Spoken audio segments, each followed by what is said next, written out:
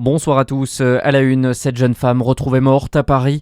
Les faits se sont déroulés hier soir dans le 7e arrondissement. Le corps de la victime de 25 ans a été découvert dans une baignoire. Selon les premiers éléments, son conjoint serait le principal suspect. L'auteur présumé se serait échappé par le toit de l'immeuble peu avant l'arrivée des forces de l'ordre. Une enquête pour meurtre a été ouverte. L'homme est toujours en fuite.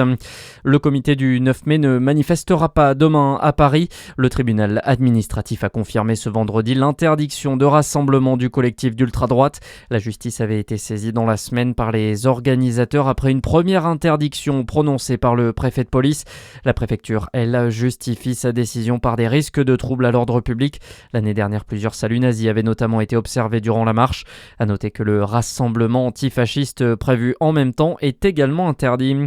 La tension monte dans le bloc de gauche à un an des présidentielles. Ce vendredi, Boris Vallaud a annoncé quitter la présidence du Parti socialiste. Départ qui fait suite à de nombreux désaccords entre le président du groupe socialiste à l'Assemblée et le premier secrétaire du parti, Olivier Faure. L'ensemble du courant Boris Vallaud va donc quitter la direction, soit 24 membres, dont 21 secrétaires. Dans le reste de l'actualité, les États-Unis annoncent avoir ciblé 2 pétroliers iraniens dans le détroit d'Ormuz.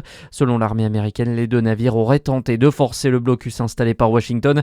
Un peu plus tôt, le ministre des Affaires étrangères iranien accusait les États-Unis de violation flagrante du cessez-le-feu. Réaction après plusieurs frappes menées ce jeudi sur des installations militaires iraniennes. Donald Trump, lui, assure que la trêve est toujours en vigueur. Plus de peur que de mal après cette prise d'otage en Allemagne ce vendredi. Plusieurs personnes ont été prises au piège dans une banque de Sinzig à l'ouest du pays. Par chance, aucun blessé n'est à déplorer. La police allemande précise que le ou les auteurs présumés sont toujours en fuite. Et puis en foot, début de la 33e et avant-dernière journée de Ligue 1 ce soir.